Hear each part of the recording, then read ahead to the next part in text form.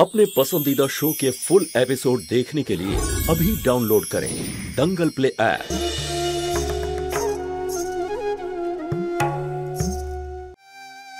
ব্রজো, এই নামটা আমার খুব শোনা শোনার পরিচিত বলে মনে হচ্ছে। এই আশেপাশেই কোথাও শুনেছি আমি। হ্যাঁ, নিশ্চয়ই শুনে থাকবেন। খুবই কমন নাম এটা। অ্যাকচুয়ালি আমি এখান থেকে নয়, বানসোড়া থেকে। উদয়পুরে নিজের ভাগ্যটা বদলাতে এসেছি। তার কোনো প্রয়োজন হবে না। আপনার মতো একজন মিউজিক টিচার থাকলে স্টুডেন্টরা খুব ভালো মিউজিক শিখতে পারবে। Thank you sir. You are welcome. তোমরা যাও আর গিয়ে মিউজিক রুমটা ঠিক করে দাও। Okay sir. তোমরা তাড়াতাড়ি যাও। কাল তো আমাকে আপনি ঠিক মতো ধন্যবাদ জানানোর সুযোগই দিলেন না। আপনি জানেন, আপনার কথা যখন আমি আমার স্ত্রীকে বললাম তো আমাকে খুব বকলো, কিন্তু আজ আমি আর আপনাকে ছাড়ছি না। আজকে রাতের খাবার আমার সঙ্গে আমার বাড়িতেই খাবেন।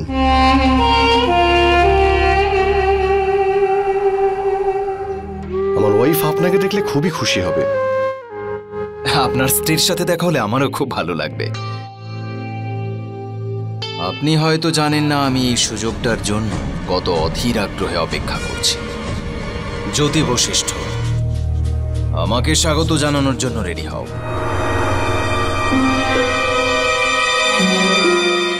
কিন্তু আজই পরিচিত হলো আমার আজই ডিনার, অন্য কোনো দিন নয়? আরে একদমই না, কালকের কোনো ভরসা নেই, কি জানি কি হয়।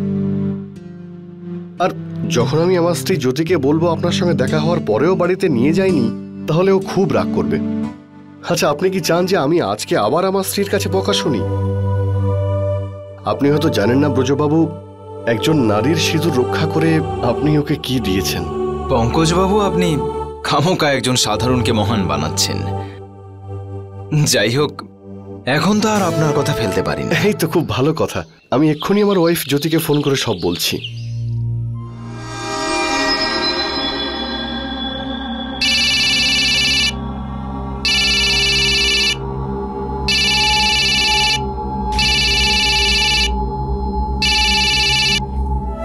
হ্যাঁ পঙ্কজ। হ্যালো জ্যোতি, তুমি জানো এখন আমার সামনে কে দাঁড়িয়ে আছে? কার সাথে? সেই মানুষটা যিনি কাল তোমার স্বামীকে বাঁচিয়েছেন। আজ রাতে উনি আমাদের সঙ্গে ডিনার করবেন। পঙ্কজ, তুমি ওনাকে ইনভাইট করে খুব ভালো করেছো। আমি তো ওনার কাছে চিরকাল ঋণী হয়ে থাকবো। এই সুযোগে ওনাকে আমার থ্যাঙ্কস বলাও তো হয়ে যাবে। তোমার বন্ধুকে বলো যে আজ আমি নিজের হাতে ওনার জন্য খাবার বানাবো। আজকে সন্ধ্যাটা উনি কখনো ভুলবেন না। আমার স্ত্রী বলছেন যে আজ রাতের খাবার আপনি কোনোদিন ভুলবেন না। আমারও এরকমটাই মনে হচ্ছে। হ্যাঁ জ্যোতি।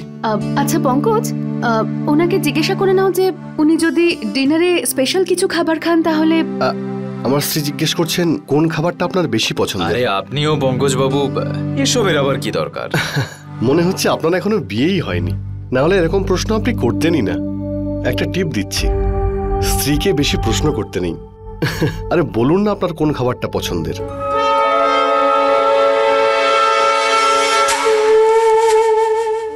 হ্যাঁ, উদয়পুরে আমার কিছু বন্ধু বান্ধবরা থাকতো।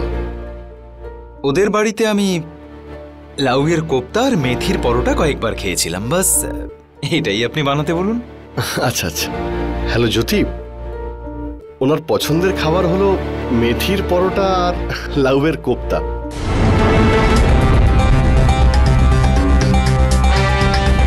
আচ্ছা, মেথির পরোটা,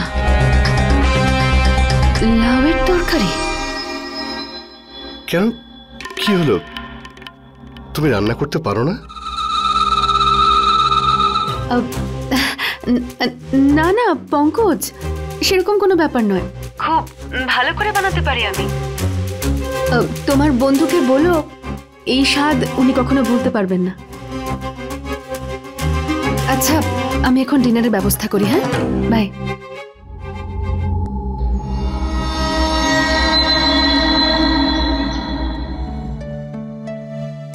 কি হলো, আপনি হঠাৎ চুপ করে গেলেন কেন? ব্রজবাবু, অনেক কষ্ট করে এরকম জীবন সঙ্গিনী পাওয়া যায় যে আপনাকে নিঃস্বার্থভাবে ভালোবাসে। আমি জানি না যে আপনার জীবনে কেউ আছে কিনা, কিন্তু যেদিন থেকে আমার জ্যোতি আমার জীবনে এসেছে পৃথিবীটাই যেন বদলে গেছে। আই এম সরি, আমি তো শুধু আমার স্ত্রীর প্রশংসাই করে যাচ্ছি।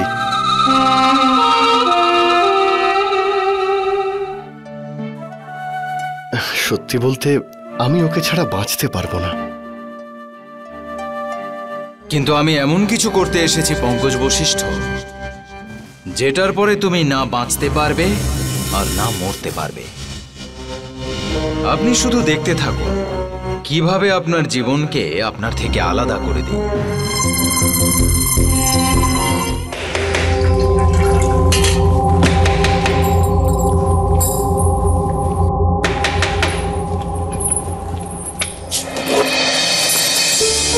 হ্যাঁ বলুন। সুষমা শর্মার সাথে দেখা করব। হ্যাঁ, আমি সুষমা। আমরা কোতোয়ালগঞ্জ থানা থেকে আসছি। আপনি আপনার স্বামীর বিরুদ্ধে ডোমেস্টিক ভায়োলেন্সের ব্যাপারে এফআইআর করেছিলেন না? দাদা, ওই ব্রজর নামে কেস। ও হ্যাঁ ইন্সপেক্টর বাবু, আমি সন্দীপ, সুষমার দাদা। আজ থেকে আমাদের দুজন অফিসার নর্মাল পোশাকে আপনাদের বাড়ির আশেপাশে থাকবে। আর হ্যাঁ, যদি আপনার বোনের স্বামী এখানে আসে বা ওনার ব্যাপারে কোনো খবর আপনি জানতে পারেন তো আপনি এদেরকে বলবেন। এরা সঙ্গে সঙ্গে ওনাকে গ্রেফতার করবে। কোনো চিন্তা করবেন না, আমাদের সহায়তা আপনাদের সাথে আছে। Thank you very much inspector, thank you.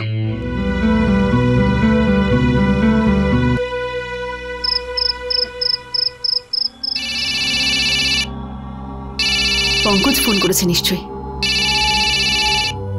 হ্যাঁ পঙ্কজ। হাই জ্যোতি।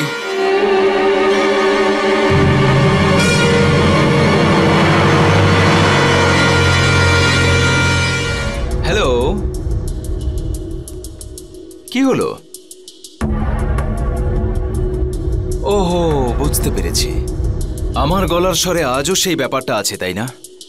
যেটা শুনলেই তোমার পুরনো স্মৃতি মনে পড়ে যায়। ফোন কেন করেছো তুমি? সঠিক প্রশ্ন।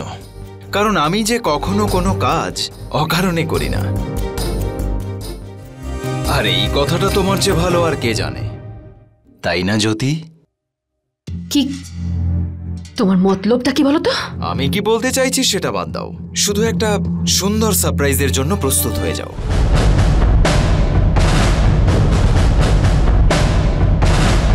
পরে আবার বলো না আমি বলিনি কেন। তোমার বাজে কথা শোনার মতো না আমার কাছে সময় আছে, না আমার ইচ্ছে আছে। আর যদি কখনো আমার বাড়িতে ফোন করেছো তাহলে নিজেকে জেলের ভেতরে দেখতে পাবে, বুঝেছো তুমি?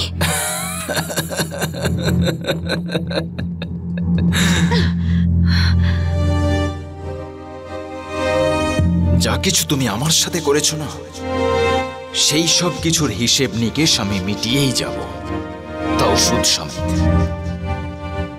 খুব পস্তাবে জ্যোতি, খুব। কারণ আমি যে কখনো কোনো কাজ অকারণে করি না।